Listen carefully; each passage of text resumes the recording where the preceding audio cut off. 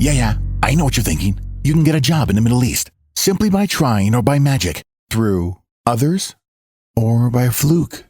Remember that competition is everywhere. Some here, some there, but bam! Loy Machedo is the best.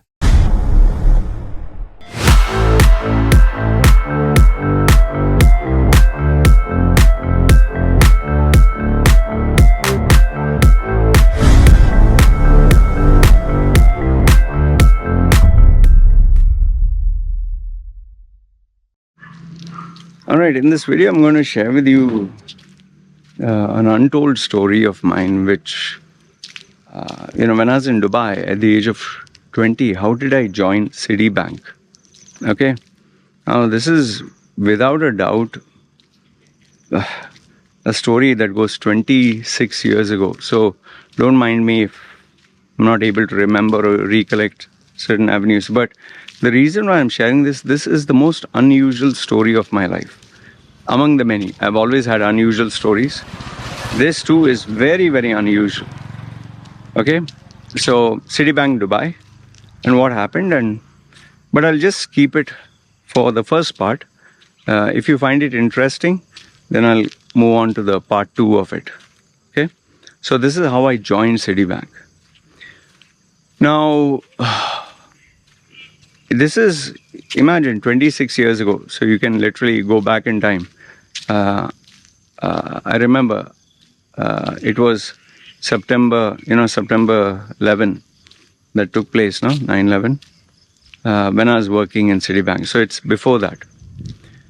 So, now I remember that because that day when I came after going to the field trip for sales, nobody was there in the office, everyone's talking, and nobody can forget September 11 if they were there alive, because nobody was on the streets, nobody was there, everyone were at home watching their TVs.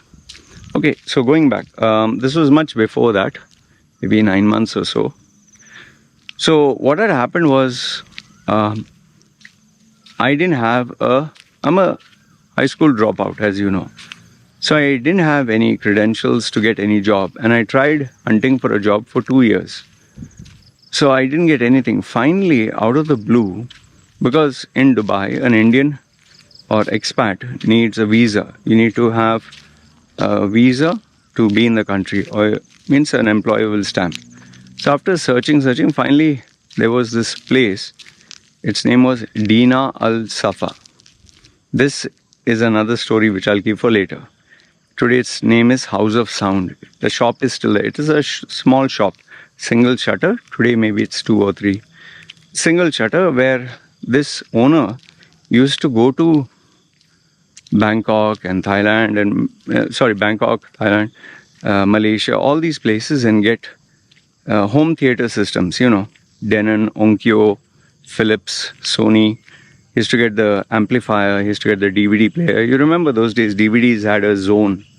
Okay, 1, 2, 3, 4, and he used to get computer parts and projectors, stuff that was not available in UAE. And also he would get many at second hand where he could sell and make a profit. This was his passion. So his client list involved his friends and people that he knew. So it was an inner circle of kind of like VIPs, like people who had the money to spend. So it was not like riff-raff crowd. So I was lucky to get a job there.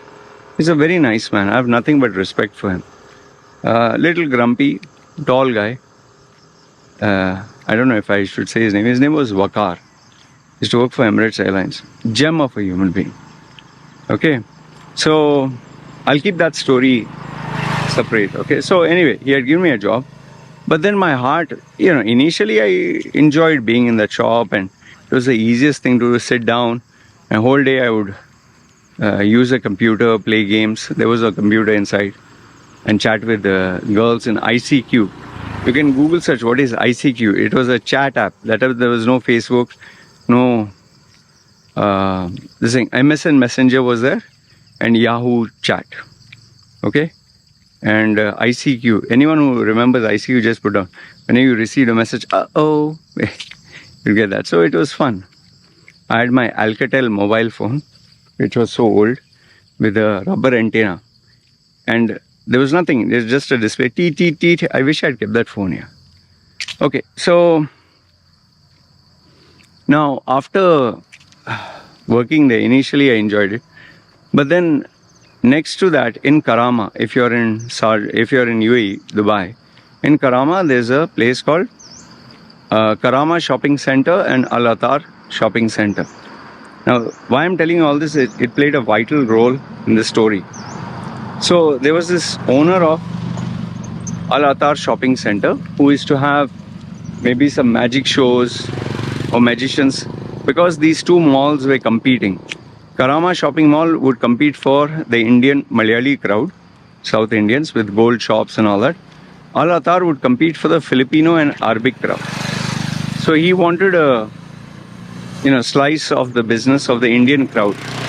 So he would bring in performers, but nobody would do anything there. So I, being, with my friend who was working in Emirates Airlines, but as a DJ, he had the DJing equipment. I used to DJ for shows, and I also used to MC for events. I had the ability and the gift of the gab to talk. So we one day saw this magic, and we saw the Arab sitting there. And I went and put a proposal to him. I was very dynamic, salesy type.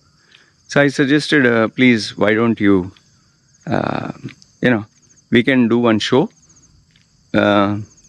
He used to pay $150, $500 dirhams, to these guys to do some song in this. I said, for $500, 500 dirhams, I'll perform and show you. They said, okay, let's see. Next week, you get ready. So at Al Attar Shopping Mall, I have some photographs of that. I performed, and I was very quirky and funny and jokey, and we'd give out sweets and interact with kids and have funny music and dance competitions. I knew how to entertain the crowd. So they really enjoyed it, the people, and people were dancing, and Indians came in when they heard Indian music, because I was playing from the CD. So we became a hit. So the owner decided, we'll have you. Now that was where I started to do a lot of gigs. I'd be in my shop and do the gigs there. Okay. But now what happened, at some point, frustration set in. I was thinking, why am I working for this shop? That human mentality is there, no? You want something better. So why am I working for this shop? Why don't I work for this Arab guy full time as an entertainment guy? And, you can't have the best of both worlds. You have to choose. That job gave me security. It was in my comfort zone. This other job was adventurous, but it would have a risk, because I would be directly under an Arab. And I kind of became too close to his sons, too fast, too soon, which was another red flag and a mistake from my side. I shouldn't have gotten too close. This is one thing which I'll tell you. Don't get too close to the owner and his family, especially if they're Arabs and Muslims, because their culture, beliefs and everything will clash if you're not in sync with them. And so I had to offer my resignation to this guy. He was not happy about it, because I bought this Arab guy to come with me and show him my resignation. Okay. And by the way, I tried to resign before also. And this guy, to go to a radio station, to be a radio jockey, there also I had a fight with him. He didn't have to take me back. He gave me a second chance. So this time I bought this guy. So again, I'm like kind of backstabbing him. He was very pissed off, very pissed off. But because this guy was a powerful local sheikh, and not sheikh, means rich guy, I said, okay, fine. You want to take this? I'll let him get lost. But because I pissed him off, man. What do you expect? Now, I said goodbye to this guy, this shop that I was working, and I started to work for this guy full time. But eventually this Arab guy realized, this is not the guy I want working full time. If you can work part time, it's fun, but full time, no. And lo and behold, because I was too close to him, and my lifestyle was girls and having fun, and I was like almost an atheist, like not an atheist, like not hardcore Christian anyway, namesake Christian, and all my values are different from his. He decided not to take me, and he told me, "We're not giving you the visa. Go find another job." And then it broke off in such a way that he told me, "You don't need to perform here. I'll get somebody else." Now I'm neither in this shop, nor am I with this guy, and now I'm without a job. And remember, I told you, it took me 2 years to find a job. And I was staying with my friend who was also DJing, and we were staying together in one sharing apartment, sharing room. Whole day I was sitting and crying and crying and crying. And yes, I had to search for a job. So I'd look at the classifieds. Those days, you could only see job vacancies through the newspaper, classified section. So every day I would check vacancies and I would send my CV. Nothing was happening. I cried. And it went on for nearly a month. And by the time this owner of the shop was like, "Hey, come down and cancel your visa," and I would like, yeah, I'm coming. And because he would keep flying out, so I would have breaks in between. Because he wanted me to cancel immediately, and if I cancel, I had to get out of the country. So I was in a bad state, man. And then finally, I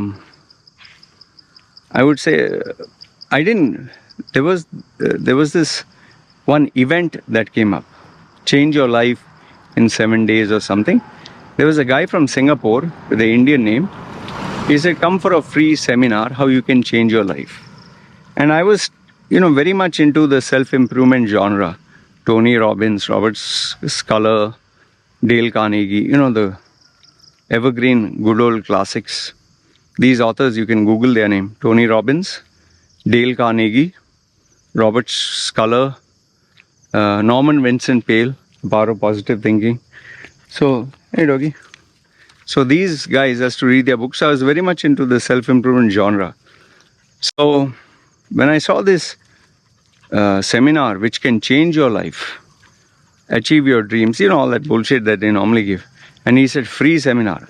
I was so excited to participate for this, so excited. So I decided to go for it. Okay. I went, obviously it was free, so I was one of the youngest over there. Everyone was having seated there in like one guy, 2 rows, theater style, as you call it. It was a packed house. And, he did his usual gimmicks. They normally do the gimmicky part first, like memory improvement. He had his wife who did a memory trick. Different people gave different numbers and she memorized all of it. And then he had a public speaking coaching session, personality improvement, many things. But when he decided he would have a public speaking competition, just random one. I have been on stage. So he said, I'll give you a topic on the spot. You can speak on it. Either you'll win a prize or you get consolation. So I stood up, raised my hand. He was surprised that I put my hand up. I spoke and many others spoke. But in the end, even though I spoke very well, a girl, a small girl was there, like 11 years or something. She had come with her mother. She just said a few words. They gave it to her. I felt bad, but it was okay. Everyone told me after you were a good man. They gave it to the girl because, she's a young girl. But he did one thing towards the end, which is it's a classic trick to bring in FOMO, fear of missing out. What happened was, towards the end, he said, he pulled out a 100 dirham bill, 100 dirhams. It's around $27. So he put it up and said, who wants this? Okay. So obviously we are thinking, what? Who wants this? We all put up our hand. And then there was, one small boy. I think he had come for the previous sessions. So he went, he ran, he grabbed that guy's hand, pulled and took the $100 bill. 100 dirham bill. So I said, okay, gone. She said, my dears, I asked all of you who wants this. Only this boy came running and took it. This is what happens if you don't grab an opportunity. An opportunity will come only once in front of thousands of people who will grab it and change their life. So he said, in the same way, now I'm offering you my course. This course, the typical bullshit he gave, this course is, what is that, 10,000 dirhams. I'll give it to you for 1,000 for the next 7 days. Who wants it? Only 10 slots or something like that, he said. Automatically, everyone stood up. Everyone wanted to sign up. It was crazy. Everyone was going mad. So, even I stood up and, but I didn't have the money. Remember, I didn't have the job. I know you're thinking, what has this got to do with Citibank? I'll tell you. So, when we are registering, I told the guy, see, listen, can you just reserve? I don't have the money right now, but I will bring it. So that guy looked up to me, and there were people there, and I told him, please, just keep. He said, no, you have to put a deposit. There was this guy who was there, this man. He also saw this. He said, okay, fine. How much do you need for a deposit? He said. So he said, just pay 100. That is 10%. So he said, yeah, keep. So I said, I'll pay you tomorrow back. He said, yeah, that's totally fine. Like, I didn't know him. Okay, must have been in his 40s. So guy with smiley face, he had glasses on. Okay, so I immediately, after I managed to go back to the room, I told my friend, my best friend at the time, who was a DJ, I told him that I want to attend this. I don't have the money, $1,000. Can you help me? So he, given the fact that he was with me for all this time, and he saw that this might help me in some way, said, okay, I'll give you $1,000. And I said, okay, fine. So every day, so as soon as I got the money, I went there, paid the following day, and I gave this man the $100. The man was pleasantly surprised. He said, I didn't think you would pay me back. I didn't think you would come back. But good. I was like, no, you helped me. How can I forget? So then when we sat down, this guy, I sat down next to this man. You have to choose your places and all that. And so the course began. And once again, there was another, different, every day, different concepts, health and healing and meditation. And so when there was a public speaking contest, once again, I put my hand up because I wanted to compete. And I'm very competitive. And this time I made sure that I would win. So he gave the topic 24 hours. So next day you come and deliver it. So the following day when I came, remember, 7 days workshop. I came, I don't know what I spoke about. I really can't remember. Seriously, for the life of me, I can't remember. But I spoke and I won the first place. I got a big trophy. And that they gave it, I think, at the last day.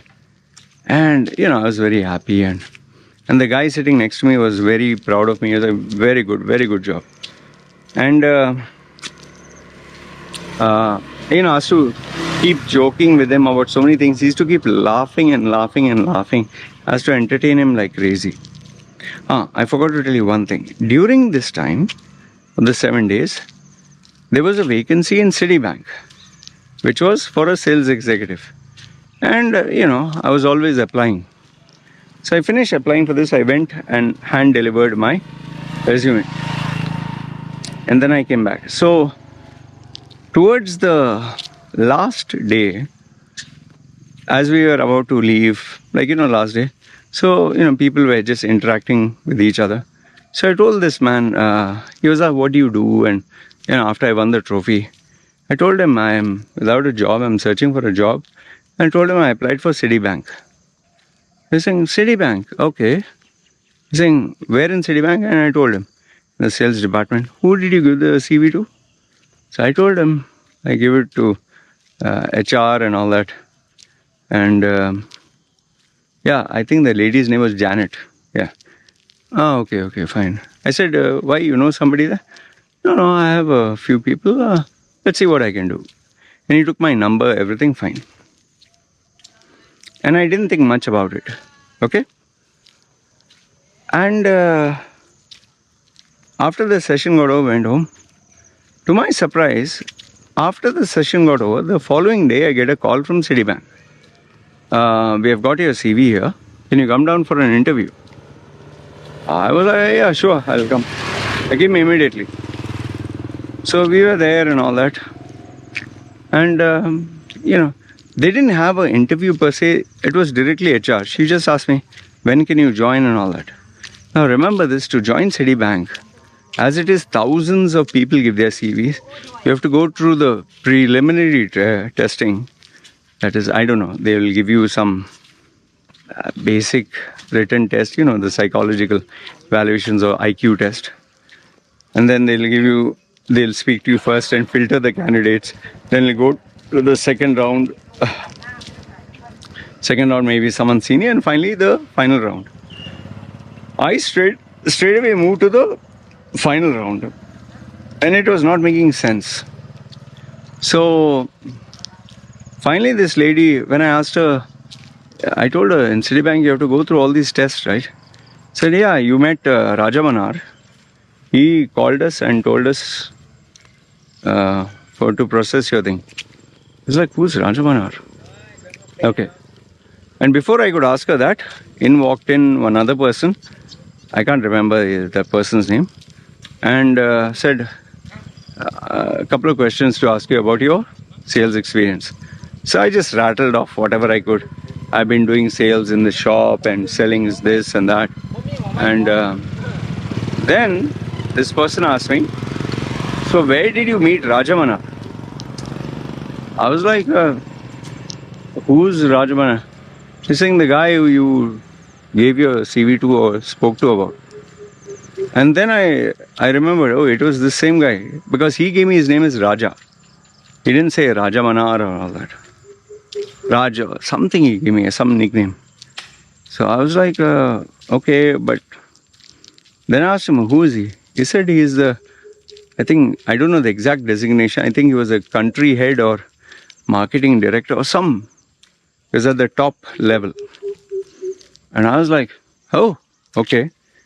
I met the top level guy. He's saying you met the topmost guy. And he was impressed by you. I don't know what he saw. But if he says he's the boss. So I was like, oh, okay. Imagine, I didn't know this guy was the director or the head or whatever, country head or director, whatever he was. But he was at a very, very big position, very important position. Okay. By the way, today that same guy is a best-selling author, and he is working for a global. He's worked for MasterCard as a director.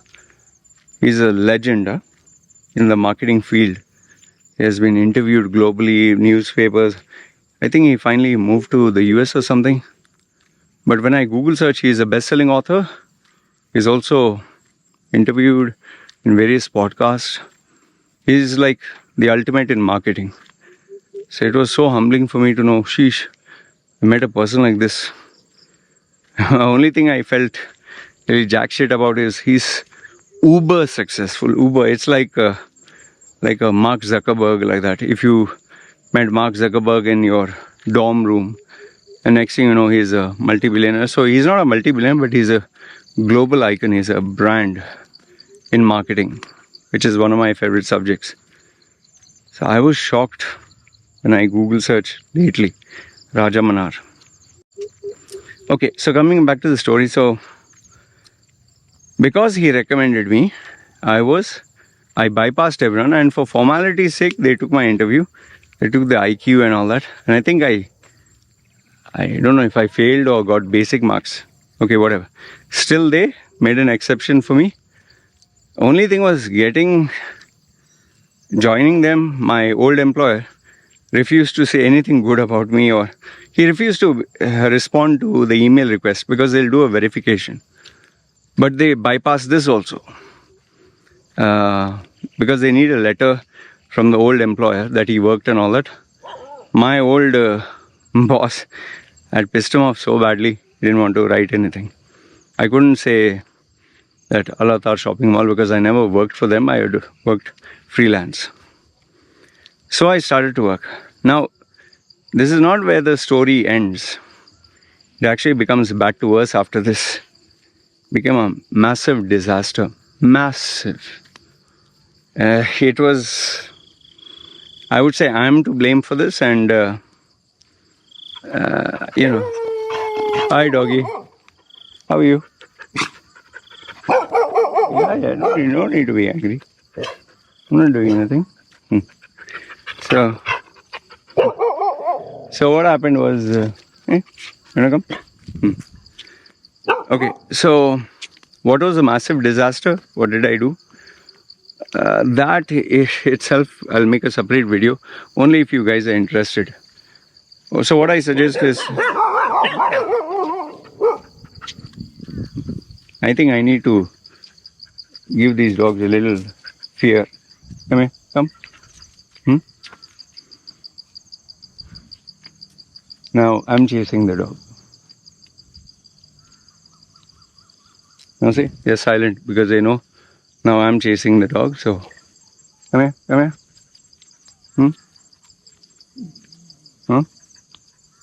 I'm extending my hand.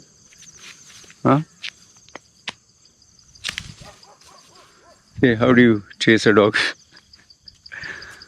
Because otherwise they'll keep chasing you, and if you run, they might bite you.